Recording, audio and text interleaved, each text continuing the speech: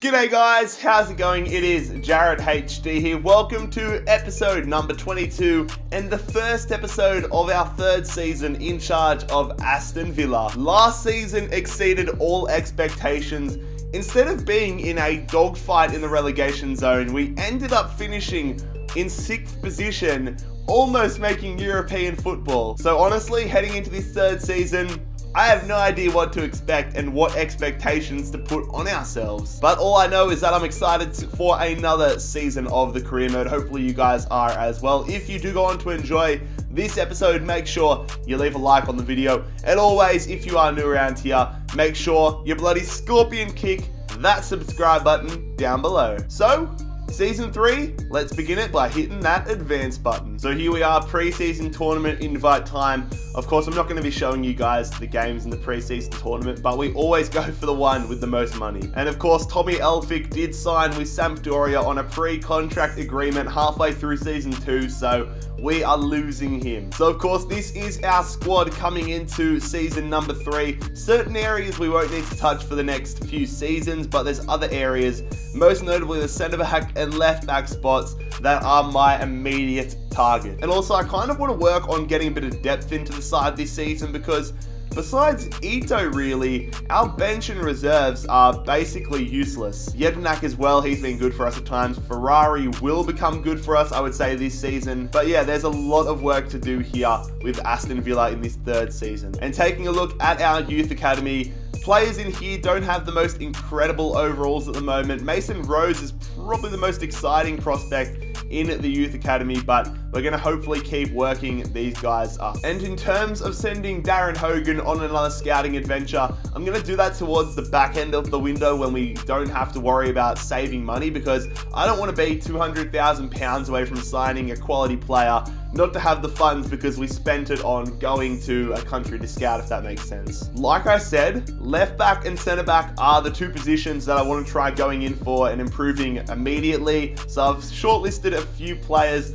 I'm going for not the most, some more unique signings, not typical players that I would sign in rebuilds. I don't want to go in and get some guy that's going to immediately grow to 90 overall. I want to make things a little bit more unique. I think I've done a pretty good job of that so far. But for left back, we have Kazawa, Juan Bernat, and Emerson all on our shortlist. And then there's a fair few players in terms of centre backs. We have Jamal Lascelles, John Anthony Brooks, Nicholas Stark, Joachim Anderson, Philippe Benkovic, Felix Udikai, Waldemar Anton, and Rob Holding. So a lot of players in here that would be fantastic additions to our lineup, but I'm going to scout them and then we'll go and see who we want to sign. And then when it comes to selling players, I'm not really too sure on who I want to sell, if anybody at all, just for the pure fact of squad numbers. If I had a full squad, if I had a lot of depth in here, I would definitely be selling some of our reserve players. But until the squad starts to fill out a little bit more,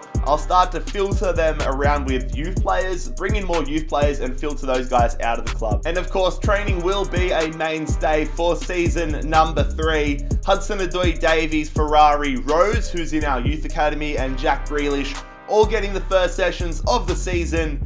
And it's a pretty mediocre session at that. All right, so we're going to start off going in for Jamal Lascelles. Bring him back to England here, bring him back to the Premier League. He might be a little bit too pricey if I'm taking into consideration that I want to buy a new left back as well, but let's try getting him for as close to his base value as possible without spending overboard. 22.2, definitely way too much there. I don't want to pay any more than like 18 million. 18 million would probably be my max. Let's say 15.5, which is straight on his valuation. You guys are going to see I'm going to be so hard with this. Leipzig not budging. Let's go to 16.2 million. Come on, Leipzig, don't be tough. They're going to take some time to think about it. And you guys probably saw there, but we're only being given £27 million, which I think is pretty bloody stingy given we got £160 million for finishing where we did in the Premier League. The board's taken a lot of that, and we haven't been given jack shit for finishing in 6th. Unacceptable, but they came back and said 18 million. That's still too much. I mean, I said 18, I wouldn't pay any more than 18 million, but we can still go in and try saving that extra 1.8 million. So we said 16.2 last time. Let's go back and say 16.5 million. Save 1.5 million, that would be nice. 17.6. Let's go back and say 16.8. I know I'm being super stingy here, but we want to play the long game and make sure we have enough to make other signings. So, what was it? 16.8 million pounds. Let's see what we can do in terms of wages and if we can sign him. FC Cologne have come in with a loan offer for Andros Townsend. They have got to be kidding themselves. Townsend was probably our best player last season. Fat chance in hell that I'm sending him out on loan. You're joking? Get in there, fellas. Jamal Lascelles has agreed to come to Villa Park. A good, solid English centre-back here. 6'2", a tall centre-back, which is exactly what we needed. Welcome to Aston Villa, Jamal Lascelles. So there it is, the cutscene of Jamal Lascelles. His first pictures in Villa sort of colours, holding up the jersey at least. It's so annoying in FIFA when, even though you're a Premier League club, they still don't update that single cutscene, although the rest of them are all Premier League badges. But, oh well, Jamal Lascelles, 81 rated centre-back, joining us. Him and Llorente are sure to prove to become a rock for us. At least, I hope so. And now we get a transfer offer for Townsend for £13 million.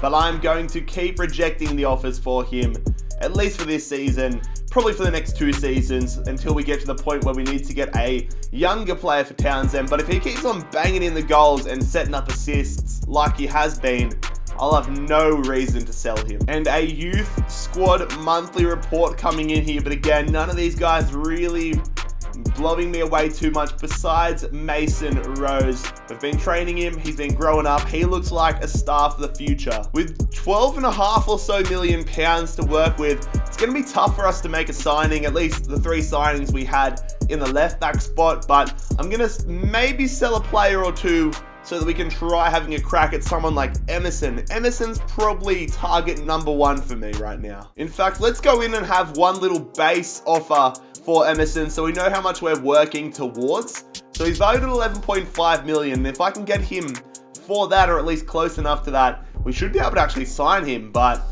that's easier said than done. So let's say 11 million to begin with. Throw them below.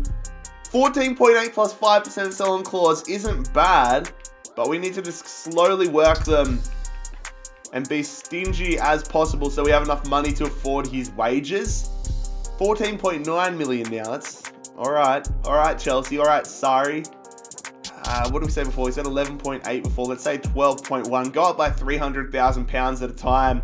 13.6 is a little bit better, but again, need to be able to afford his wages. Let's say 12.3. They're going to take some time to think about it, but I think even if that gets accepted, we probably won't be able to afford his wages, which are $82,000 a week. He might have to take a serious pay cut. Okay, so they accepted our transfer offer, £12.3 million plus a 5% sell-on clause. So we need to go figure out how much we can offer him at the max. So £12.3 million is the most I can offer him in terms of, well, hold up, let's see. So we got 12.38 right now. But let's see how close to the threshold. Oh shit, we're in strife, aren't we? 82. Alright, so let's say 59,000 is probably the most we can offer straight up. Hopefully he's ready to take a pay cut. 59,000 is the most I can offer. So let's say that, and then let's go as close to the start.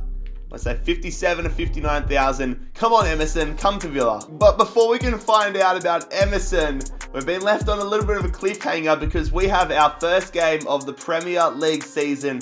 It is an away day, and it is to the Molineux where we take on Wolves.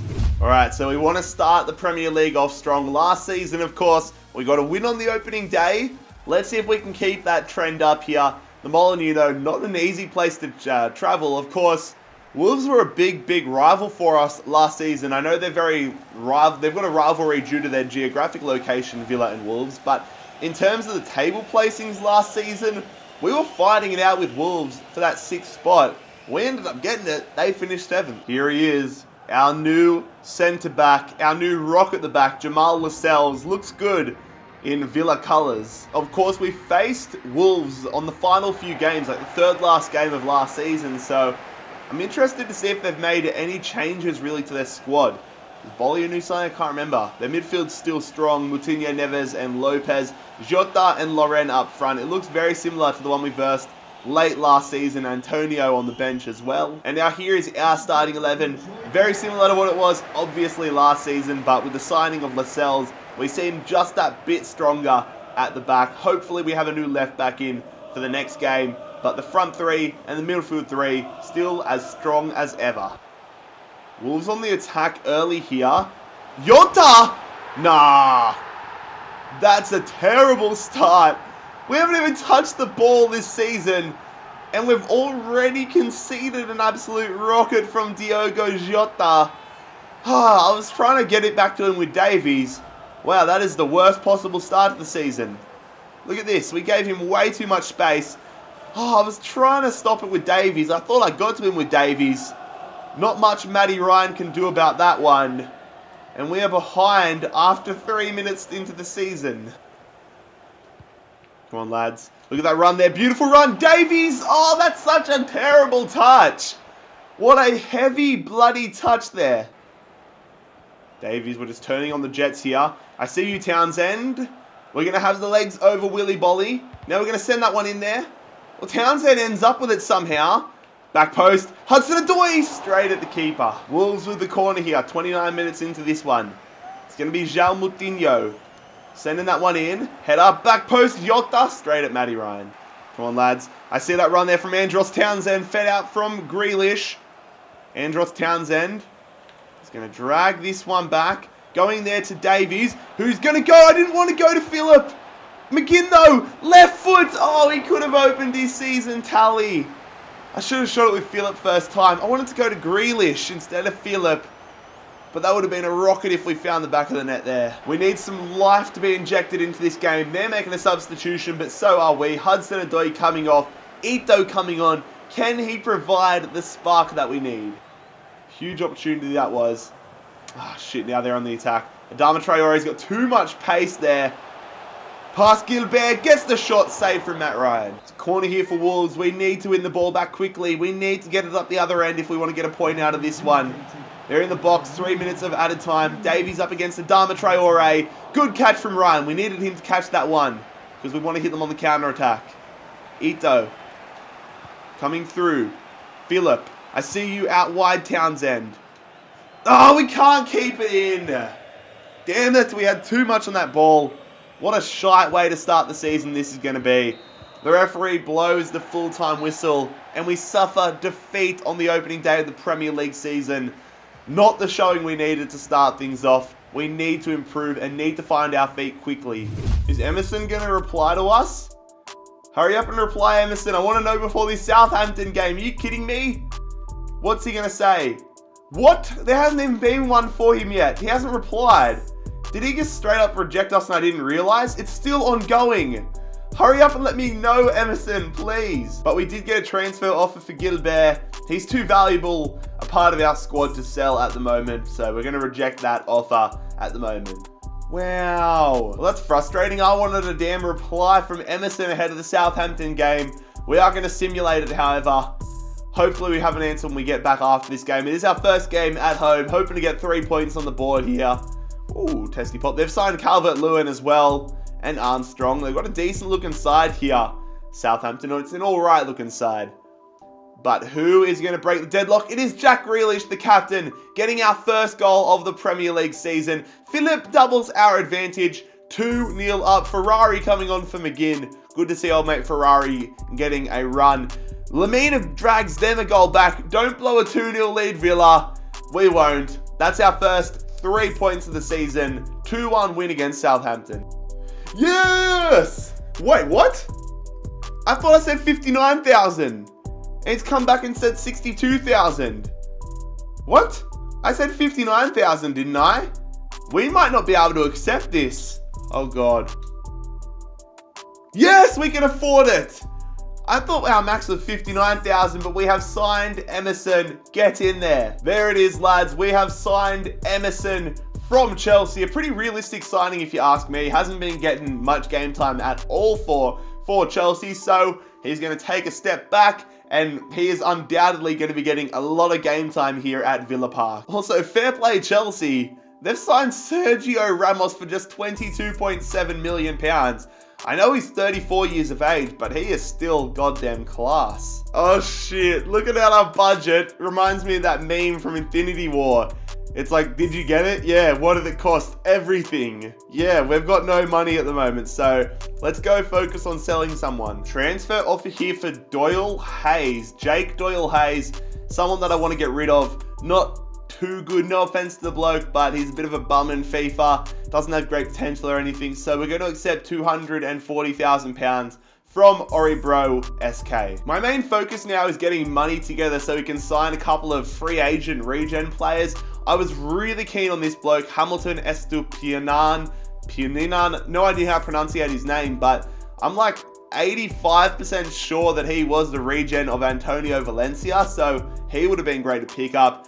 My main goal now is to get this guy Lucas Lux, Argentinian midfielder. I'm not sure whose regen he is, but he looks like a solid squad player at the moment. But we will deal with all of that in the next episode, in episode number 23, because that is where episode 22 is going to come to a conclusion. Absolutely over the moon with the signings of Jamal Lascelles and this man here, Emerson. Both going to be huge pickups for our squad moving forward. And now our starting 11 is so much better. Those two sore spots in our squad have been fixed up. But if you guys did enjoy today's episode of the Villa Career Mode series, make sure you leave a like on the video. Make sure you subscribe down below. Bloody scorpion kick that subscribe button.